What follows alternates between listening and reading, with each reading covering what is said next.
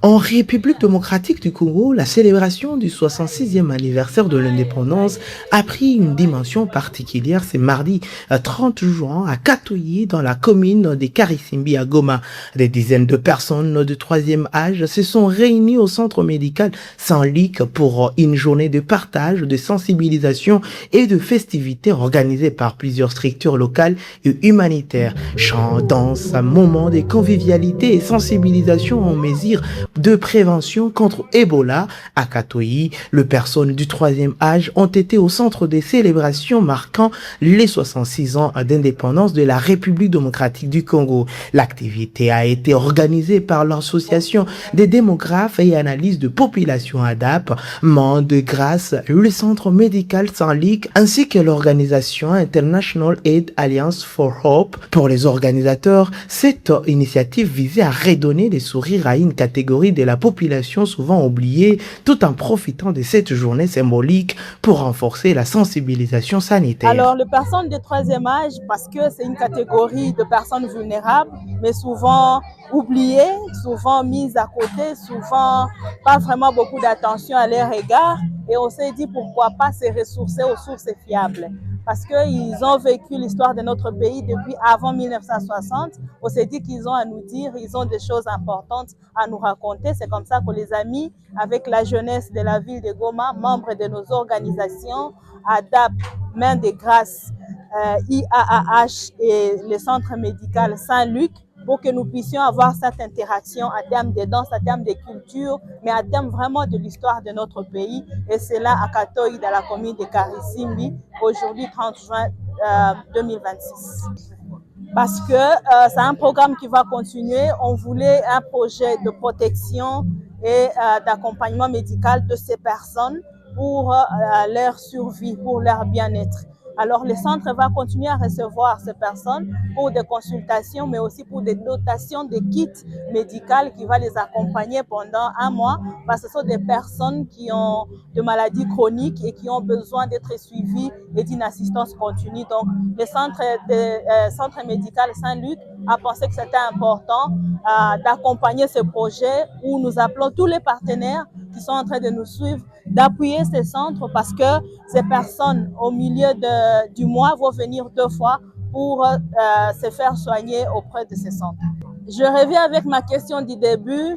L'indépendance de la RDC, une réalité ou un espoir? Donc, nous restons positifs et nous croyons que tout Congolais, partout où vous êtes, on peut quand même célébrer pour les efforts fournis et pour tout ce qui se passe. Surtout que nous avons des sources fiables qui sont ces vieillards qui peuvent nous raconter la bonté et tout ce qui était succulent à terme de l'histoire de notre pays. Donc, bonne fête à vous, mais vraiment, tournez votre regard vers ces personnes de troisième âge. Nous allons recevoir des dons.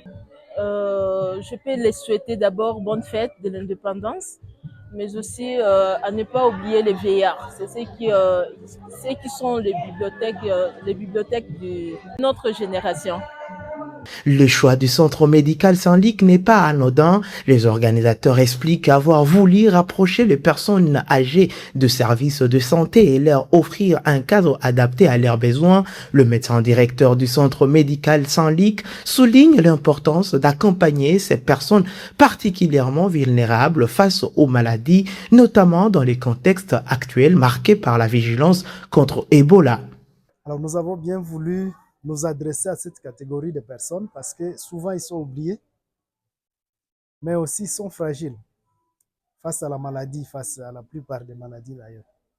Alors nous avons tenu à être avec eux aujourd'hui, surtout les sensibiliser sur la prévention de cette maladie, comment, donc leur apprendre comment ils doivent se protéger contre cette maladie.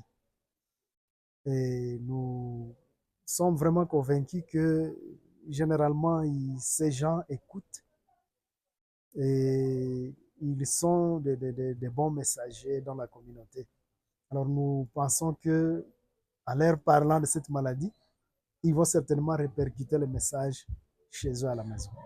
Du côté de bénéficiaires, l'émotion était palpable. L'un des participants affirme ne pas avoir célébré l'indépendance dans une telle ambiance depuis de nombreuses années.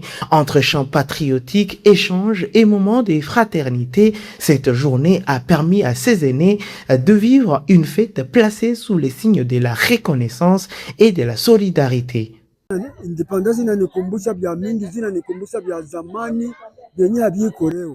L'indépendance me rappelle beaucoup de choses qui n'existent plus aujourd'hui. Avant, l'indépendance était bien plus que la fête de fin d'année. Et ces derniers temps, elle avait déjà perdu sa saveur. Mais aujourd'hui, j'ai encore vécu l'ancienne fête de l'indépendance.